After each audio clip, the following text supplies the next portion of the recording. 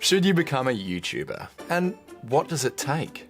20 years ago, more than 500,000 students all over the world were asked what they wanted to be when they're older. The results probably won't shock you. Doctors, teachers, engineers and lawyers. But fast forward to today, and there's one career that sits atop the rest. YouTuber. Last year, a study showed more kids want to become internet icons than astronauts. But to understand why so many kids want to be YouTubers, we've got to look at what makes it popular in the first place. YouTube was launched in 2005, and one of its early slogans was broadcast yourself. These two words reflect the start of a global phenomenon. Ow, Charlie! Ow! For the first time in history, everyone had the chance to be seen. How's it going, everyone?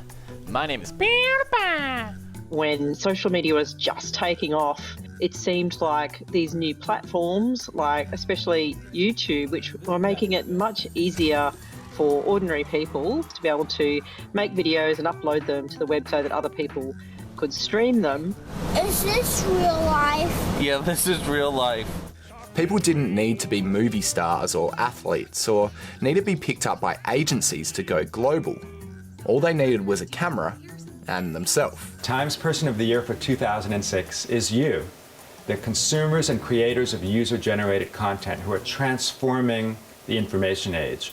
This is something called participatory culture, and it's a big reason why becoming a YouTuber sounds so appealing. The idea was that instead of the culture being sort of top down where, big Hollywood moguls make stuff that ordinary people get to watch, we were kind of making our culture together. Participatory culture is built on the idea that people can take the media into their own hands.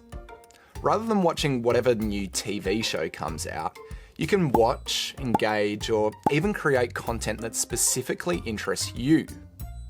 If you want to watch funny skits, you might subscribe to Georgia Productions. This is TikTok, not Hollywood. If you want to know if it's possible to hatch an egg from the supermarket, well, you've got Josh Peters. And if you wanted to learn maths, well, then you've got Eddie Wu. The link is X, right? You see it? Can you imagine any TV channel that would say, yeah, let's devote some airtime to a maths teacher just teaching his regular lessons and put that on the air? That would never happen, right? All of these channels have started with little more than a camera and an idea. Even PewDiePie, arguably the most famous YouTuber in the world, still records from a simple room at his house, despite raking in tens of billions of views and having more than 100 million subscribers. I think when we see people, and they might be, sitting in their bedroom at their computer, and it's kind of like, oh, I can see myself being like that. But even though becoming a YouTuber seems pretty accessible and almost as if anyone can do it, it can be pretty tough going. Making a career out of YouTube is a lot harder than people think. It's hard as well because we've tried a lot of videos that haven't worked, and that's obviously not worth uploading because no one wants to see the things that don't work. You're ready to prank the world. So how do you do it? Well, let's have a look at how these guys make money. It's no secret that YouTube can be big business. Last year, the platform's highest earner, 8-year-old Ryan Kudji, drew in a whopping $26 million. Hey, it's gone! Generally, it happens through 3 different avenues: sell merchandise, crowdfund for specific projects, or advertising. So those annoying ads that pop up before you watch a YouTube video, that, my friend, is getting your favourite YouTuber the income. Depending on how many views or subscriptions your channel has, YouTube can place ads before or within videos that generate a bit of revenue. But this doesn't always work for everyone. Say you're a channel that makes videos about golf, that you might be getting paid a lot more per view than someone who, say, makes videos like I do about all kinds of random different things, because advertisers can place ads a lot more specifically on a golf channel than they can on my channel.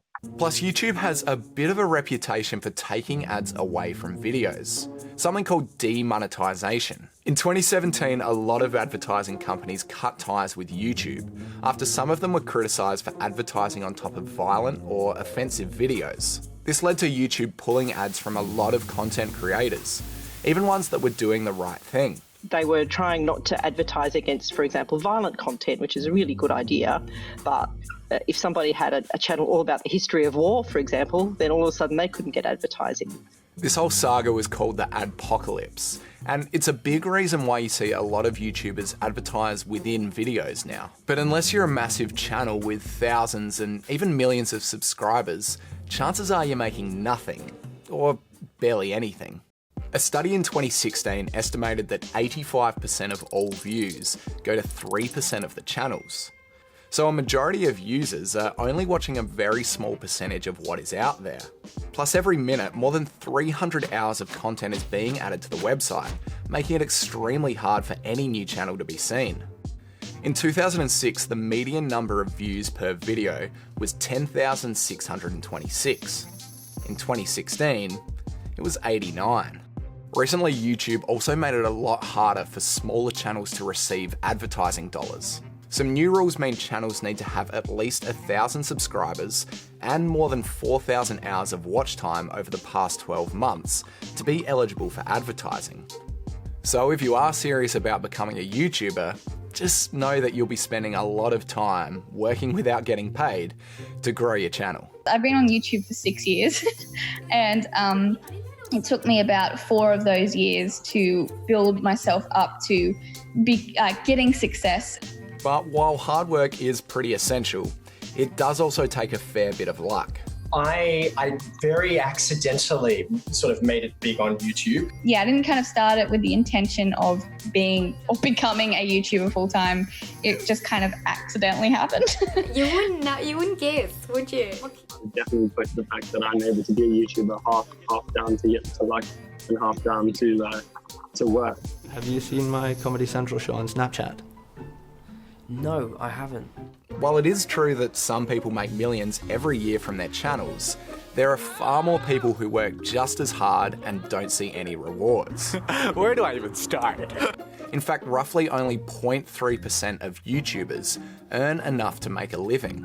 But because we only hear from the successful people, it can be really easy to forget the millions of others that just don't make it.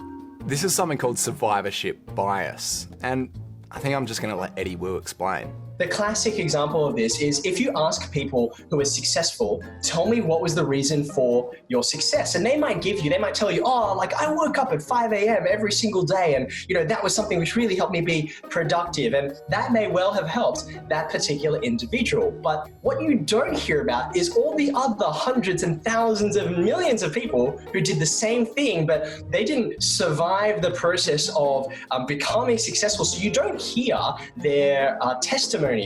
Basically, what works for some people does not always work for others. But because we see successful people on our screens, we often think that we just need to do what they did to be successful. Survivorship bias is one of the main reasons why it's just so hard to nail down what it takes to make it on YouTube. There are so many tips and tricks out there that it's hard to get a clear-cut answer. But when I did speak to all of these YouTubers, one thing really stood out. Try and make stuff that you're going to enjoy making, because chances are for a while people aren't going to just immediately watch what you're making. So if you're not making something that you enjoy watching, you're going to get pretty sick of it and pretty sick of watching yourself.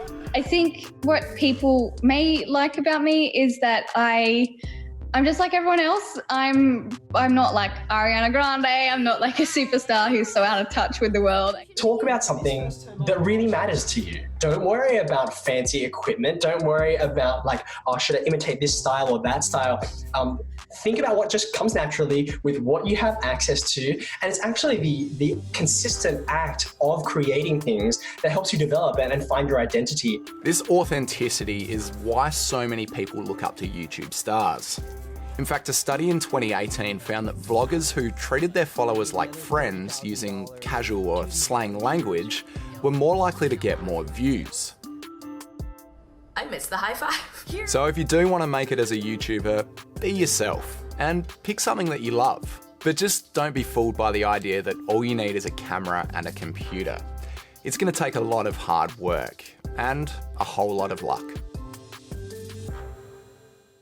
Hey guys, thanks for watching. If you liked it, make sure you chuck us a thumbs up and head on over to our channel as well. We're going to be putting up heaps of new cool videos in 2020. And while you're at it, head on over to the ABC Education website. You'll find heaps of cool resources for students, teachers, and your parents.